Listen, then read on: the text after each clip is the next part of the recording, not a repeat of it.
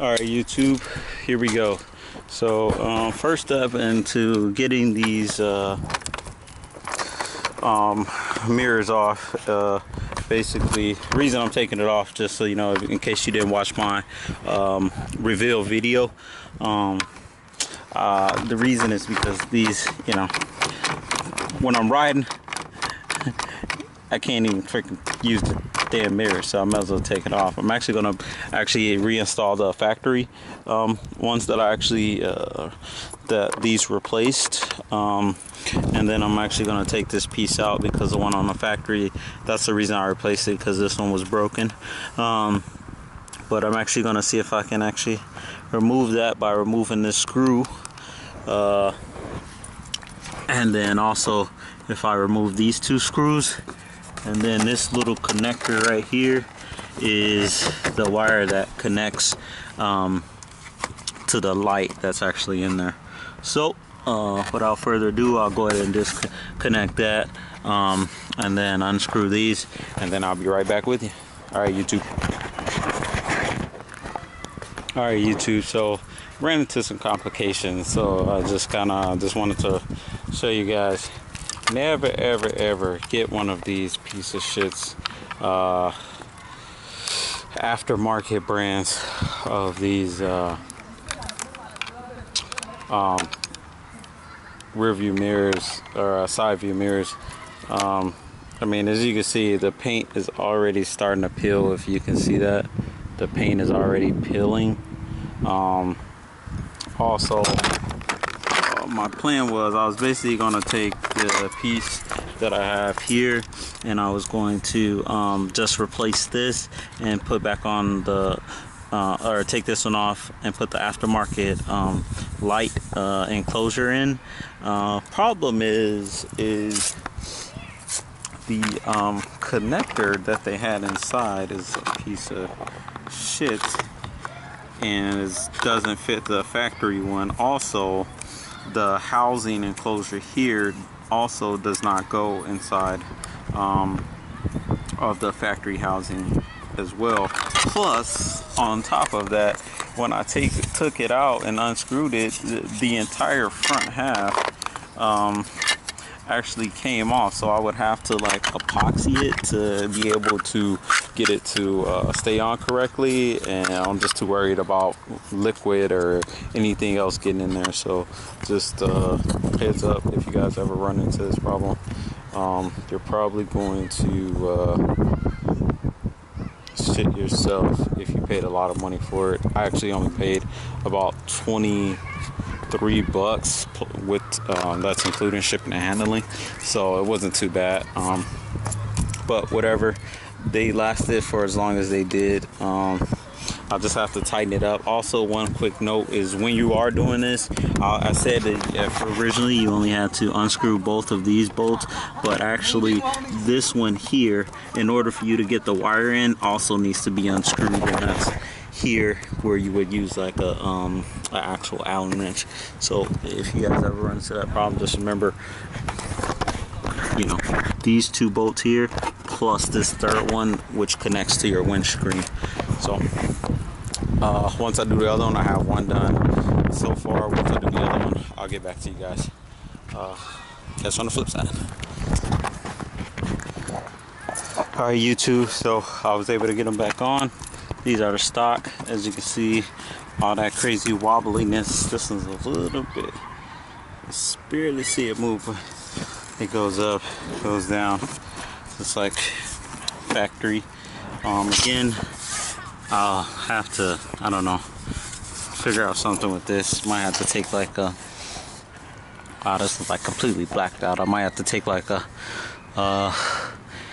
some sandpaper to it to clean that up, or maybe I'll just plastic dip the entire thing, who knows. Actually, you know what, speaking of that, I was planning on doing some kind of plastic dip video, so that might be a good thing to try it out on. Also, I got some new a new brake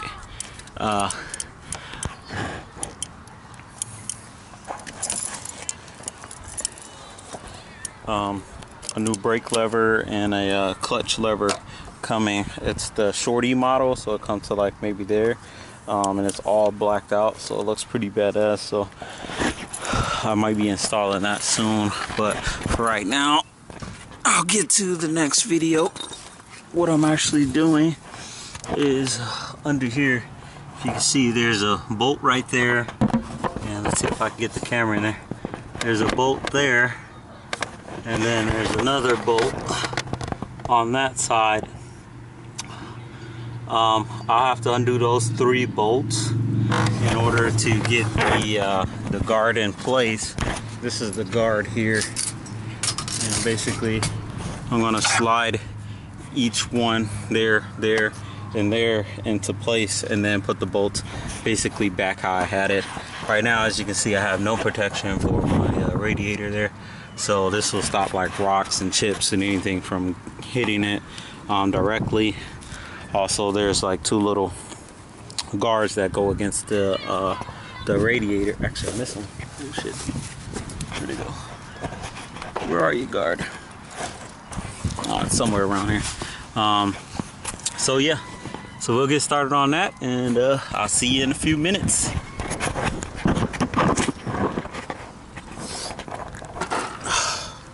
Alright, YouTube, something that should have took like 10 minutes took like 35 minutes, all because of 1 screw, and I'll show you what I mean.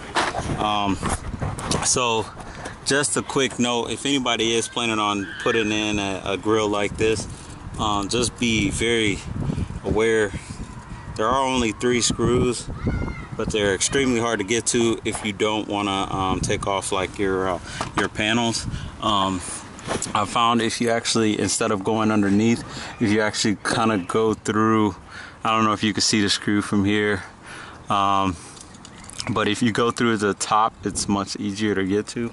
Also, this bottom screw, it was originally on this side. I actually had to reverse it because there's like a metal mechanism up here that doesn't allow this piece to go on this side like it should. So I had to reverse the screw in order to make it work, which is fine because there's a lock bolt on it on that side, and it goes all the way through. As you can see, it goes all the way through to this side, so it's not going anywhere. So yeah, that was the biggest pain in the butt, was figuring that out. The other thing, and I'll show you if I can get up. Alright, so if you actually look down to the top, the screw that we were looking at on the side is this one here. It's easier to go through the top to be able to unloosen that nut there, and then tighten it up. Same thing on the other side. Is if you go right here on the other side, that's where the nut is. And again, instead of putting it on the inside, I have to do it on the outside because this part is a little bit too thick. So I actually just have to bend it just a little bit to get it to fit. But